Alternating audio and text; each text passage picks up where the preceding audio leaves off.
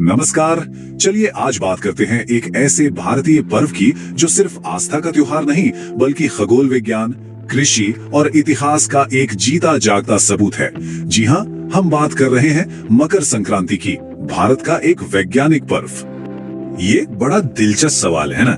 हम देखते हैं कि ज्यादातर त्योहारों की तारीखें हर साल बदलती रहती हैं, लेकिन मकर संक्रांति हजारों सालों से लगभग एक ही दिन मतलब 14 या 15 जनवरी को ही आती है। ऐसा क्यों होता है? इसका जवाब विज्ञान और भारत के प्राचीन ज्ञान दोनों में छिपा है। दरअसल मकर संक्रांति कोई आम त्योहार है ही नहीं। ये तो एक ऐसा संगम है जहां सूरज की चाल, पृथ्वी का मौसम, खेतों में लहराती फसलें, हमारी आस्था और शुद्ध विज्ञान सब एक ही पॉइंट पर आकर मिल जाते हैं। और यही बात इसे सबसे खास बनाती है। तो चलिए इसमें थोड़ा और गहरा उतरते हैं और सबसे पहले इसके पीछे के सॉलिड साइंस को समझते हैं। अगर हम एस्ट्रोनॉमी की जबान में बात करें तो संक्रांति का सीधा सा मतलब है सूरज का एक राशि से दूसरी राशि में जाना। और मकर संक्रांति वो खास खगोलीय घटना है जब सूरज धनु राशि यानी सैजिटेरियस को छोड़कर मकर राशि यानी कैप्रिकॉर्न में एंट्री करता है। ये कोई कल्पना नहीं बल्कि एक असल एस्ट्रोनॉमिकल इवेंट है। और दिलचस्प बात यह है कि इस एक खगोलीय घटना से हमारी प्रकृति में 3 बड़े बदलाव आने शुरू हो जाते हैं। सूर्य का उत्तरायण शुरू होता है, यानी वो उत्तर की तरफ अपनी यात्रा शुरू करता है। इसका सीधा असर हमारी धरती पर पड़ता है। दिन धीरे धीरे लंबे होने लगते हैं और कड़ाके की ठंड भी कम होने लगती है। ये कुदरत के एक नए साइकिल की शुरुआत है। ये सवाल तो मन में आता ही है ना? भाई आज हमारे पास सैटेलाइट हैं, टेलीस्कोप्स हैं, लेकिन हजारों साल पहले भारत के ऋषि मुनियों को सूरज के इतनी सटीक चाल का ज्ञान आखिर कैसे था? तो इसका जवाब छिपा है भारत के एडवांस्ड ज्ञान में। जब दुनिया की कई सभ्यताएं चांद के हिसाब से अपना कैलेंडर बना रही थी, तब भारत ने ऋग्वेद और यजुर्वेद जैसे ग्रंथों के ज्ञान से सूर्य की गति पर आधारित एक बिल्कुल सटीक सोलर कैलेंडर बना लिया था। और इसीलिए मकर संक्रांति भारत का एक बहुत ही अनोखा सूर्य आधारित पर्व है। अच्छा, तो ये तो हुई विज्ञान की बात। अब जरा देखते हैं कि कैसे इतिहास और हमारी आस्था ने इस दिन को और भी गहरे मतलब दिए हैं। एक बहुत ही मशहूर पौराणिक कहानी है गंगा सागर की। माना जाता है कि इसी दिन भगीरथ की कोशिशों से मां गंगा धरती पर उतरकर कपिल मुनि के आश्रम से होते हुए सागर में जा मिली थी। और उन्हीं के पवित्र जल के स्पर्श से राजा सगर के 60,000 बेटों को श्राप से मुक्ति यानी मोक्ष मिला था।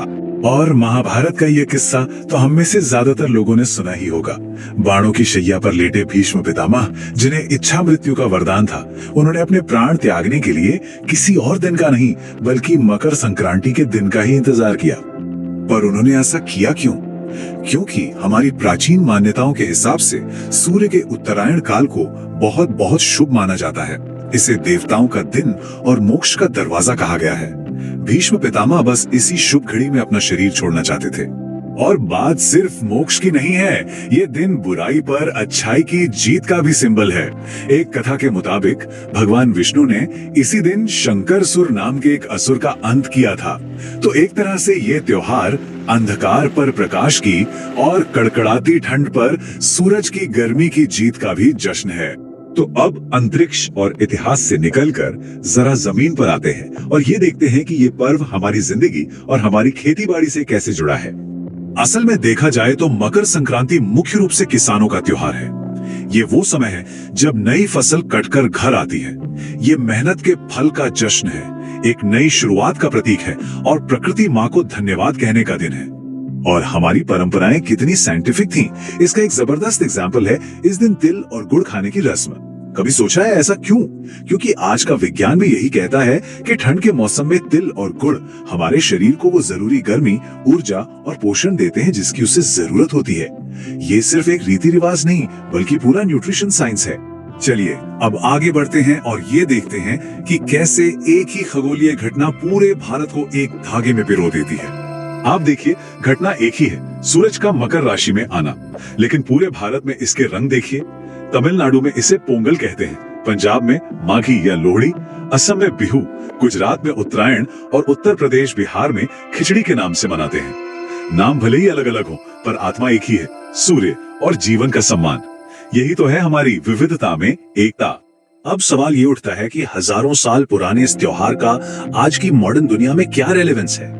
आज देखिए, पूरी दुनिया क्लाइमेट चेंज, सस्टेनेबिलिटी और पर्यावरण के संतुलन की बातें कर रही है ना? लेकिन ये जानना कितना जरूरी है कि भारत ने तो हजारों साल पहले ही प्रकृति के साथ तालमेल बिठाकर जीना सिखा दिया था, और मकर संक्रांति इसी का एक जीता जागता उदाहरण है। जरा सोचिए, हमारा सूर्य आधारित पर्व ये आज के सोलर कैलेंडर सिस्टम जैसा ही तो है।